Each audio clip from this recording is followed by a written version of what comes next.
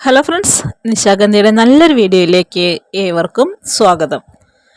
ഇത് കാണാനായിട്ട് നല്ല ഭംഗിയുണ്ട് അല്ലേ? ഇത് കണ്ടാൽ സുന്ദരി തൊട്ടാൽ ഭയങ്കരി എന്ന് പറയുന്നത് പോലെ നമ്മുടെ എല്ലാവർക്കും പ്രിയപ്പെട്ട അരളിച്ചെടിയാണ് കേട്ടോ.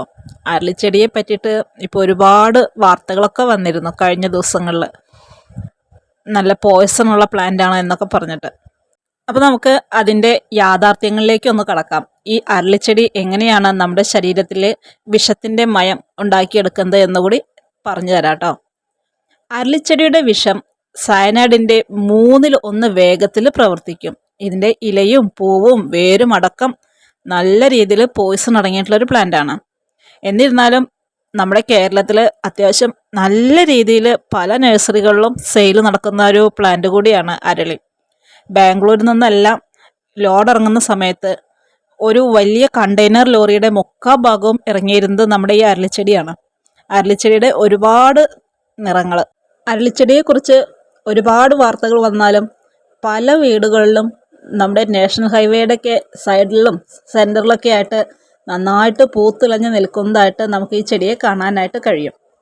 നമ്മുടെ സംസ്ഥാനത്ത് കാണപ്പെടുന്ന പൂക്കളിൽ പ്രധാനപ്പെട്ട ഒന്നാണ് അരളി. കേരളത്തിലെ ക്ഷേത്രങ്ങളിലടക്കം അരളിപ്പൂക്കൾ പൂജയ്ക്കും മറ്റുമായിട്ട് ഉപയോഗിച്ചു വരുന്നു. കൂടാതെ ഓണക്കാലം വന്നാൽ വിപണിയിൽ ധാരാളമായിട്ട് കാണാൻ കഴിയുന്ന ഒരു പൂവാണ് അരളിപ്പൂക്കൾ.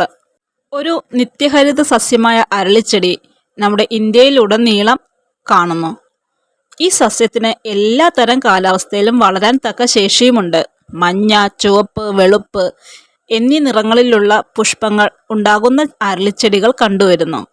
അത്യാവശ്യം നല്ല രീതിയിൽ പൊക്കത്തിൽ വളരുന്ന ഒരു ചെടിയാണ് നമ്മുടെ അരളിച്ചെടി. ഇതിൻ്റെ തൊലിക്ക് ചാരനിറമാണ്.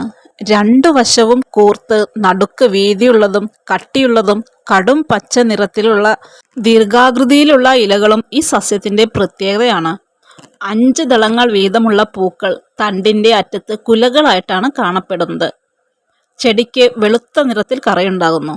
ചെടിയുടെ എല്ലാ ഭാഗവും വിഷമുള്ളതും ദുർഗന്ധം നിറഞ്ഞതുമാണ്. ഇനി നമുക്ക് അരളിച്ചെടിയിലെ വിഷം ഹൃദയാഘാതം ഉണ്ടാക്കുന്നത് എങ്ങനെയാണെന്ന് നോക്കിയാലോ.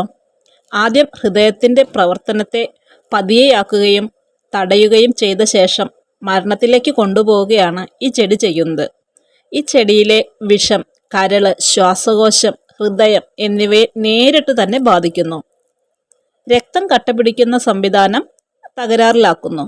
കരളിൽ രക്തസ്രാവം, ശ്വാസതടസ്സം, ശ്വാസകോശത്തിൽ രക്തസ്രാവം, ഹൃദയസ്പന്ദനത്തിൽ വ്യതിയാനം, ഹൃദയസ്തംഭനം എന്നിവയ്ക്കും കാരണമാകാം.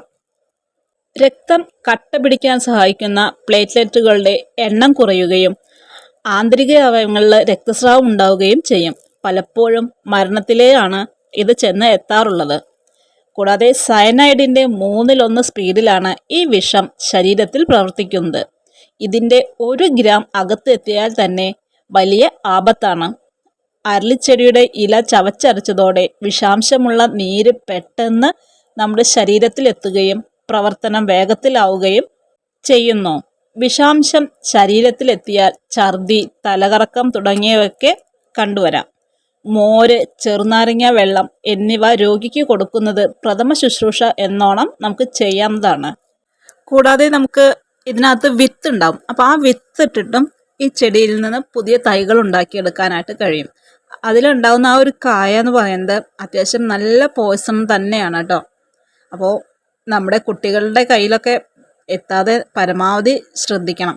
പണ്ടൊരു കാലങ്ങളിലൊക്കെ മൃഗങ്ങളെല്ലാം ഈ അരളിച്ചെടിയൊക്കെ കഴിക്കുമ്പോൾ അത് കഴിച്ചു കഴിഞ്ഞതിന് ശേഷം ചത്തു പോകാറുണ്ട്. അപ്പോൾ അന്നൊന്നും ആരും ഇതിൻ്റെ കാര്യകാരണങ്ങൾ അന്വേഷിച്ച് നടക്കാറില്ല. നല്ല രീതിയിൽ പോയ്സൺ അടങ്ങിയിട്ടുള്ള ഒരു ചെടിയാണ് അരളി എന്ന് പലർക്കും അറിയാമെങ്കിലും പൂക്കളോടുള്ളൊരു ഇഷ്ടം കൊണ്ട് നമുക്ക് എല്ലാ കാലാവസ്ഥയിലും നല്ല രീതിയിൽ പൂക്കളുണ്ടായി നിൽക്കും എന്ന ഒരു കാരണം വെച്ചും അധികം ആരും ഇതിൻ്റെ നെഗറ്റീവ് വശങ്ങളൊന്നും ചിന്തിക്കാറില്ല.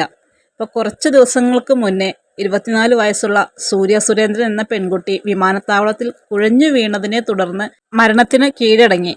ഹൃദ്രോഗബാധ മൂലമുള്ള സൂര്യയുടെ മരണമാണെന്ന് പോസ്റ്റ്മോർട്ടം റിപ്പോർട്ടിൽ പറഞ്ഞിരുന്നു. അതേ തുടർന്നുള്ള അന്വേഷണങ്ങൾ വന്നപ്പോഴാണ് അരളിച്ചെടിയുടെ ഇല ഫോൺ വിളിക്കുന്നതിനിടയ്ക്ക് വായിൽ വെച്ചെന്നും അതിൻ്റെ വിഷാംശം ഉള്ളിൽ ചെന്നതാവാം എന്നും ഡോക്ടർമാർ പറഞ്ഞത്. അതിനെ തുടർന്നാണ് ഈ അരളിച്ചെടി ഇതിനു മാത്രം വിഷമേറിയ ചെടിയാണെന്ന് ഒട്ടുമിക്ക എല്ലാവരും അറിഞ്ഞതും അതിത്രയും സീരിയസ് ആക്കി എടുത്തതും. എന്നിരുന്നാലും ഇന്നും പലയിടങ്ങളിലും അരളിച്ചെടി നല്ല രീതിയിൽ തന്നെ ആളുകൾ വാങ്ങിച്ചു കൊണ്ടുപോവുകയും സെയിൽ നടക്കുകയും ഒക്കെ ചെയ്യുന്നുണ്ട് കേട്ടോ. ഇനിയിപ്പോൾ വരുന്നത് നല്ലൊരു ചിങ്ങമാസമാണല്ലേ. അപ്പോൾ ആ ഒരു ചിങ്ങമാസത്തിൽ നമ്മൾ പൂക്കളിടാനൊക്കെ ആയിട്ട് ഈ പൂക്കൾ വാങ്ങിക്കുമ്പോൾ പ്രത്യേകം ശ്രദ്ധിക്കണം. അത്യാവശ്യം നല്ല രീതിയിൽ കൈയെല്ലാം സോപ്പിട്ട് കഴുകിയതിന് ശേഷം മാത്രം വേണം ഭക്ഷണ സാധനങ്ങൾ എടുക്കാനും ഉപയോഗിക്കാനും ഒക്കെ. അതുപോലെ തന്നെ ചെറിയ ചെറിയ കുഞ്ഞുങ്ങളുള്ള വീടുകളിലായാലും അവരെ കൊണ്ട് ഈ പൂക്കൾ തൊടിയിക്കാതെ ശ്രദ്ധിക്കേണ്ടതുണ്ട്. ഇത്രയും നല്ല രീതിയിൽ പൂത്തുലഞ്ഞു നിൽക്കുന്ന ഈ അരളിച്ചെടിയുടെ നല്ല വീഡിയോസ് കിട്ടിയപ്പോൾ നമ്മൾ ഇത്തരം കാര്യങ്ങളെല്ലാം പറഞ്ഞ് കൂട്ടുകാരിലേക്ക് എത്തിക്കാൻ വേണ്ടിയിട്ടാണ് കേട്ടോ ഇന്നത്തെ ഈ ഒരു വീഡിയോ ചെയ്തിരിക്കുന്നത്.